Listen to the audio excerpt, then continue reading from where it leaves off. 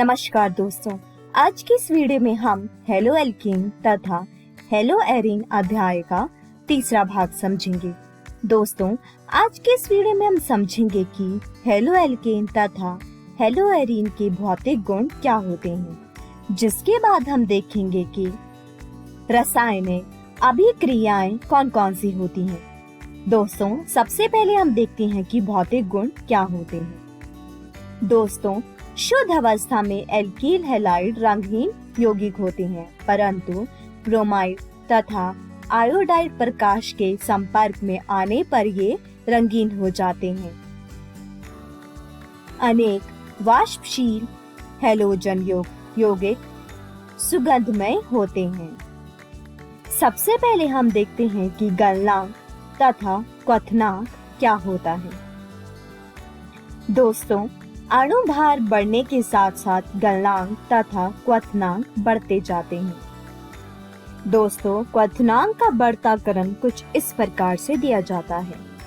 दोस्तों, समावयवी हैलाइड में वे हैलाइड जो जितना ज्यादा शाखित होते हैं उनका क्वथनांक उतना ही कम होता है, क्योंकि अधिक शाखित होने पर अणु गोलीय रूप ग्रहण कर लेते हैं। गोलीय रूप का पृष्ठीय क्षेत्रफल सबसे कम होता है। पृष्ठीय क्षेत्रफल कम होने पर अणुओं के मध्य आकर्षण बल कम हो जाता है, जिससे उसका क्वथनांक भी कम हो जाता है।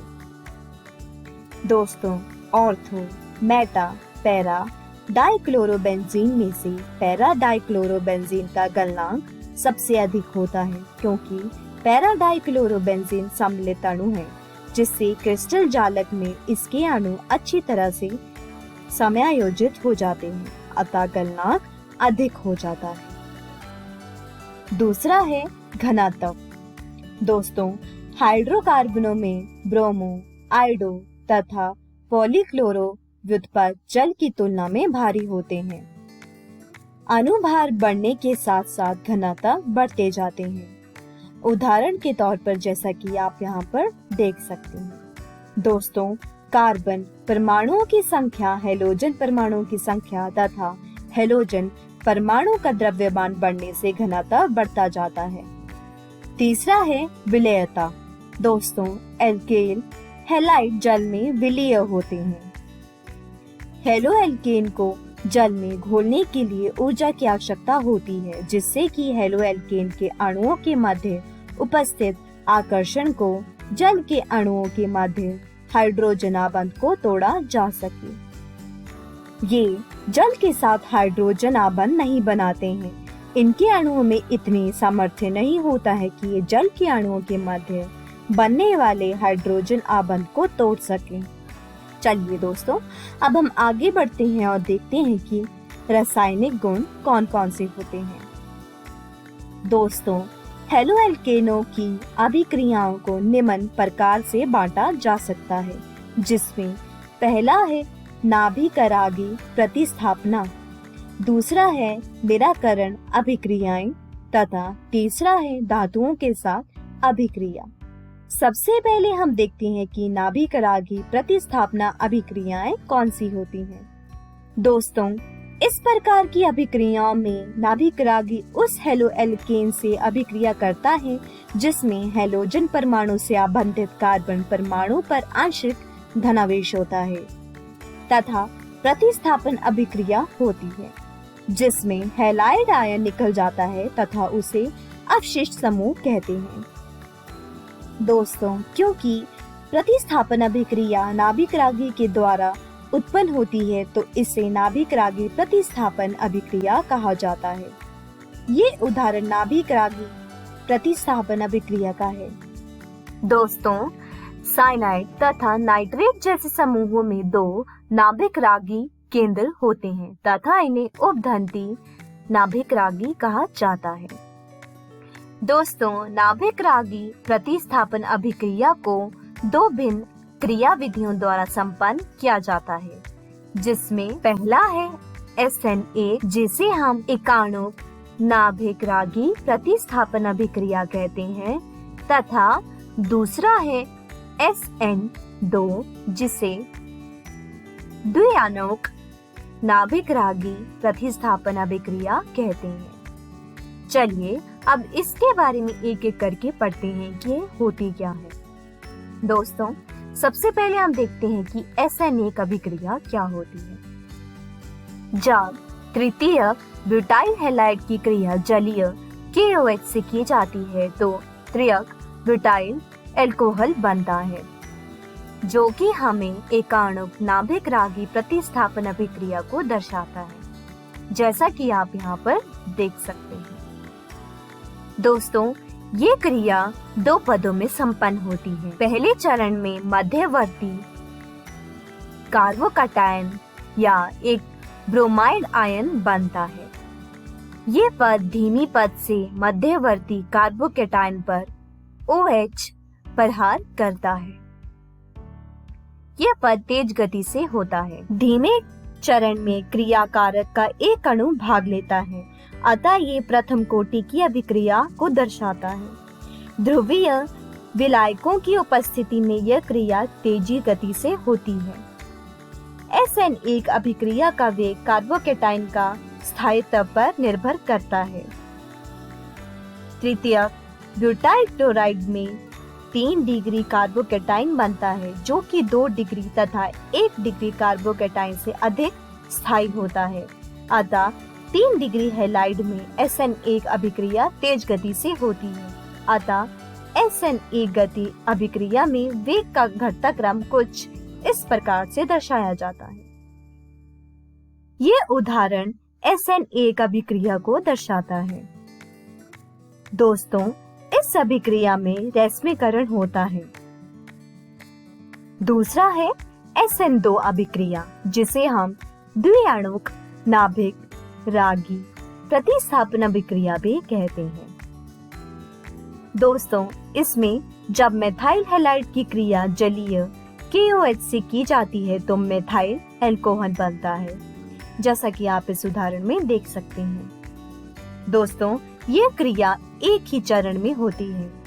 इस क्रिया में आने वाले नाभिक स्नेही जाने वाले नाभिक स्नेह के पीछे 180 डिग्री के कोण पर प्रहार करता है, जिसमें मध्यवर्ती संक्रमण अवस्था बनती है। ये अत्यंत अस्थायी होता है। दुर्बल नाभिक रागी इसमें से हट जाते हैं। दोस्तों, यह द्वितीय कोटि की अभिक्रिया है, क्योंकि क्रियाकारक में 2 अणु भाग लेते हैं।